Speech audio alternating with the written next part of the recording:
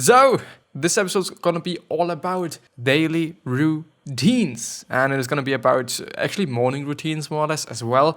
But yeah, there's gonna be more after the intro, as always. A little bit of a laggy intro. I'm sorry for that. But yeah, with that being said, hello, welcome back to the next episode of Self-Development with Taxis podcast. And I'm really pumped for this episode. I really am looking forward to recording this episode. And I'm fortunately actually kind of in a hurry. No, not that really, but kind of, which, makes me not really go through as fast as I possibly can. This is not really my goal, but I do just have to do everything really disciplined today. I need to record, then record the other episode, then work out, then eat, and all those things, and cut the episodes, and all those things. I do just really have to be disciplined today, which is nothing that bad. Like, I'm just fine with it. I totally am fine with it. But it is what it is, you know? It is what it is. But yeah, before we even go through the episode, there's 3 things that I'm willing to talk about. The first thing is, if you're willing to have some sort of a summary, then please check out the second link. It is a PDF, and it is basically a summary of the whole episode and of everything that I'm going to go through today. Just download it. It is a PDF. You can print it. You can have a look at it. You can do whatever with it. The first thing is, actually, because this is normally the second thing. So the second thing is, if you're willing to listen to this as it would be a podcast, then please check out the first link in the description, because it actually is a podcast, which means that if you want to listen to it, because it might be more convenient for you, because you might like it more, please check out the first link. If you're willing to have some background music, please check out the third link, and let's get through the episode. So as you can see on the left side of the screen, there is, I found a list because I was really interested in influential people, which led me to just looking up how they're dealing with their life, what they're doing the whole day long, and all those things. So the 10 most influential people in history according to Wikipedia. It is quite an interesting list since there's a lot of personalities that you are gonna know, and I've also picked out these people that I didn't know, and this is what we are gonna go through at first, and then we're going to go through the other things, so the morning routines and whatnot. The result is a list of the world's, or at least the internet's, consensus of the most influential people of all time. From leaders who liberated people like Abraham Lincoln to those who killed millions, like Joseph Stalin. It is also a reminder of privilege since there is no woman and no people of color on the list, which is really a pity, and I'm actually really unhappy about this. And I don't know, I really am really fucking unhappy about this. So the first person is Joseph Stalin, or it's actually the 10th person, if you want to do it like this. Then the second one is Sidney Lee, and I didn't know Sidney Lee, but he's an English biographer and critic who contributed over 800 articles to the dictionary and edited the first folio of Shakespeare's comedies, histories, and tragedies. He was living between 1859 and 1926. So it was quite interesting because I didn't know him at all, and I've also picked out, I think it's another person. It's only, I think, 2 people that I didn't know on the list. The second person is Napoleon, which we are going to talk about later on. Then George Washington, Queen Victoria, Winston Churchill, Franklin D. Roosevelt, Abraham Lincoln, and the second one is Carl Linnaeus. It's Linnaeus, and it is he is a Swedish botanist, physician and zoologist who coined the modern system of organism nomenclature, or nomenclature, which means Homo sapiens and all those things. He was living between 1777 and 1778. 1778. Well, and the last one is somebody that I do not want to go through. If you've just age, and I think I do not have to say even more about it. Napoleon Bonaparte, or Napoleon Bonaparte, or maybe something like this, I don't actually know. Then we are also going to go through Franz Kafka, and maybe there's going to be something else as well. Yeah, there's going to be something else on Franz Kafka and Friedrich Nietzsche. Yeah, I think so. So let's start with Napoleon Bonaparte and his morning routine, which is actually quite interesting and quite, I don't want to say confusing, but it's I don't know, I didn't expect it to be like that, to kind of be honest. I expected way more in terms of more work, more doing, and less doing nothing, I guess. But yeah. So Napoleon's daily routine was perforce limited. Merchant awakened him early and served coffee in bed. One or more of the valets washed him and helped him shave. Then he helped him dress, an elaborate process that required 1 or 2 hours. Who the fuck would be doing something like that? Dressing between 1 and 2 fucking hours if there's like war and if there's like something better to do. I mean, like, of course, maybe it's some sort of a, I don't know, like protection or whatever it might be, but it's between 1 and fucking 2 hours. It's really long. But yeah, nevertheless, weather permitted, he and Las Casas went for a long walk or horseback riding before breakfast. The emperor breakfasted very late. Maybe he was fasting, like we are doing at this point of time. Toward evening, walked or rode with the ladies in a small open carriage in good weather, but otherwise stayed by the fireplaces reading. Interrupted this routine with steaming baths that sometimes lasted for 3 or 4 hours. And again, who the fuck has the time for taking a fucking steam bath if it is just taking 3 to 4 fucking hours?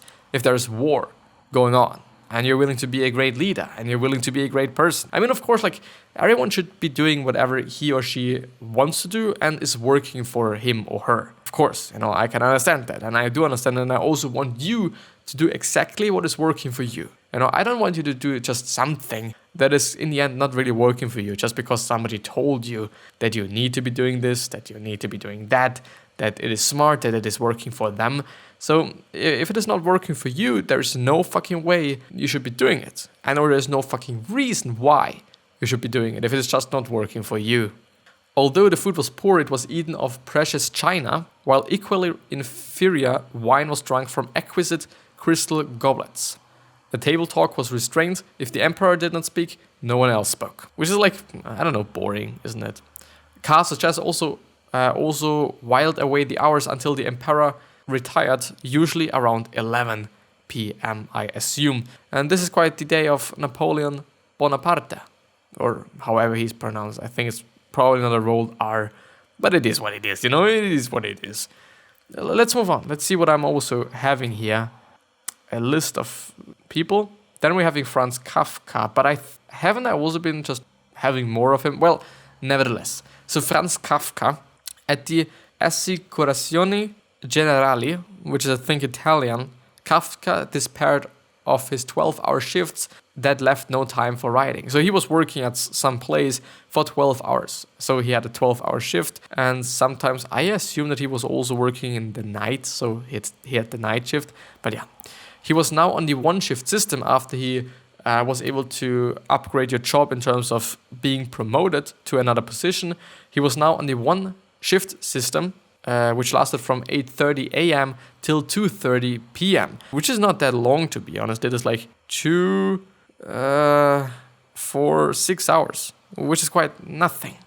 And then what? Lunch until 3:30, then sleep until 7:30, and then exercises. Then a family dinner, after which he started work around 11 p.m. As Bagley points out, the letter and diary writing took up at least an hour a day and more usually 2. Inclination and luck until 1 or 2 or 3 o'clock once, even till 6 in the morning, and then he got to bed, which is like a pretty interesting schedule that you can have. But a lot of people also were just saying like, well, if you're doing it in a better way, and I think it is also something that I'm gonna just talk about and also read afterwards or later on. And people have also been like, well, maybe you should be doing it in this way or in that way.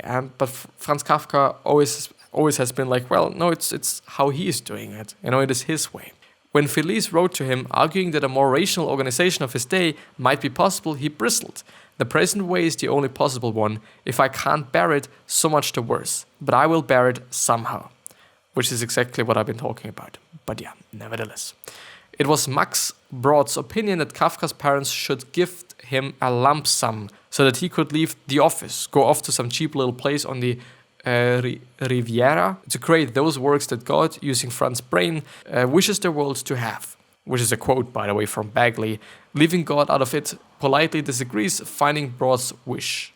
Or it's from Franz Kafka. Or it's from his parents. I assume it's from his parents. But yeah, this is his schedule, more or less. This is his schedule, which is quite interesting, though. Or do I do just still wonder, like, this is the other things that I went through in the past few days. I don't like, this is the meme site. This is something else. This is like, this is yeah, this is also quite it for Franz Kafka. There's also another one that I found because, like, it is always quite of an interesting thing. You're gonna find a lot of information in one place, and then you're gonna find some additional information in another place. It's kind of the 80-20 rule. Like, you're gonna find 80% of the information in 20% of the places, but you're gonna find 20% of the information in 80% of the places. Which means that to really get the details, the small things, you actually have to go through a bunch of fucking articles to actually get all of them for getting the small 20% in, so that you're having the 100%, which I don't know if this is going to be actually possible. Somehow, yeah, but it is going to take you a lot of time. So I don't know if it makes sense, if it just, yeah. Nevertheless, let's go through the next one on, I think as well, Franz Kafka and also another guy, I assume. Though few of us like to hear it, the fact remains that success in any endeavor requires patient, regular training and a daily routine. To take a mundane, well-worn example, it is not for nothing that Stephen R. Covey's best-selling classic of the business and self-help worlds offers us 7 habits of highly effective people rather than 7 sudden breakthroughs that will change your life forever. It is truly about habits. It is truly about doing something every single fucking day. And it is truly about getting used to these things and just, well, it's actually about habits, It's about habits. It's about doing these things every single fucking day. So the writing routine, I guess from Stephen King, as far as I know, the writing routine, not any different than a bedtime routine. Do you go to bed a different way every night? So they're saying like you shouldn't be having a different, or which is basically something that Stephen King is saying, that you shouldn't be having a different working routine every single day, because it's going to interrupt you. It's going to be not good for your productivity, which is something that I really understand, and something that you might be also experimenting with. Because he says, I have a glass of water or a cup of tea. There's a certain time I sit down, from 8 to 8:30. Somewhere within that half hour every morning, he explained, I have my vitamin pill and my music. Sit in the same seat and the papers are all arranged in the same places. The cumulative purpose of doing these things the same way every day seems to be a way of saying to the mind, you're going to be dreaming soon and you're going to be working now. It is the time and place to work. So I think it actually makes sense, and it is also something that we've been talking about when we have been talking about habits and been reading through James Clear's works. It's kind of the exact same thing. We have associations with rooms, certain places in our rooms. For example, when I'm in bed, I'm doing like only quite one thing. Well, actually 2 things. Actually 3 things. I'm either sleeping, meditating, or having sex. And that's quite it. I'm doing nothing else in my bed. I'm not learning in my bed. I try to not, at least. I'm not doing something else. I'm not working in my bed. Sometimes I'm watching films and whatnot. But that's just really rarely the case. Kinda really rarely the case. And when I'm on my table, when I'm sitting here, then it's either working time in terms of school work or some other design work or editing or whatnot, or it is recording or eating actually while I'm working. But this is what I'm doing here. I'm doing nothing else at this place. And I think it is just about associations. It is about what you're associating the places with. Because if I'm associating this place with sleep, then I'm gonna be fucking tired every time I'm trying to work.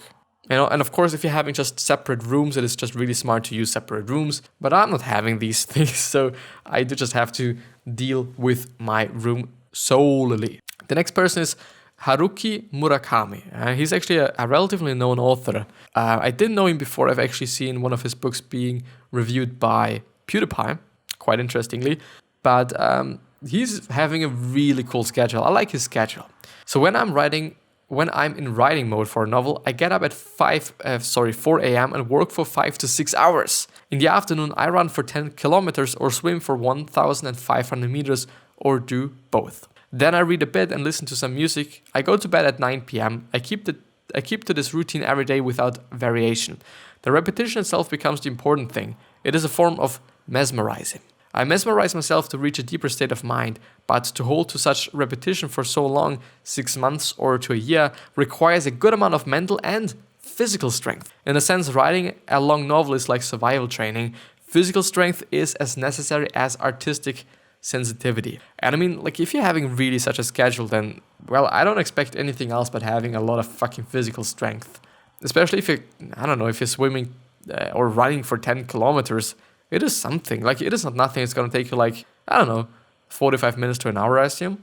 And then also the swimming part, and also doing both, and also getting up at 4 a.m. It is just, this alone is not something that a lot of people are gonna do, you know, no matter what it is gonna be about, you know, even though it might be that dream to be an author, not a lot of people are gonna do that, unfortunately, you know, because of course, this is something that you have to be, you know, this is something that you have to know. If you're willing to do something, then you have to fucking work for it. And work isn't always the nicest thing, even though you're working on the thing that you really like to do and that you really love, that, you know, there's going to be some days where it's not going to be that easy.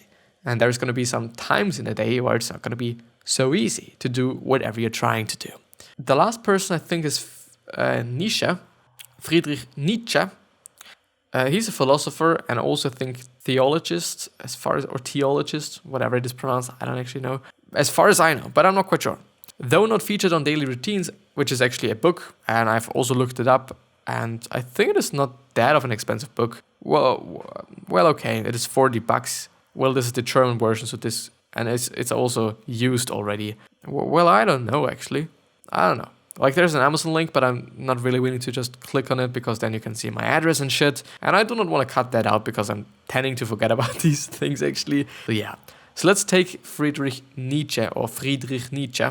Though not featured on Daily Routines, an excerpt from Curtis, Kate's eponymous Nietzsche biography, shows us the curious habits of this most curious man. What is going on there? Why is there my email window? With a Spartan rigoro which never ceased to amaze his landlord grocer, Nietzsche would get up every morning when the faintly dawning sky was still grey, and after washing himself with cold water from the pitcher and china basin in his bedroom and drinking some warm milk, he would, when not felled by headaches and vomiting, work uninterruptedly until 11 in the morning. He then went for a brisk 2-hour walk through the nearby forest or along the edge of Lake Silvaplana, whatever, to the northeast, or of Lake Sils to the southwest, stopping every now and then to jot down his latest thoughts in a notebook he always carried with him.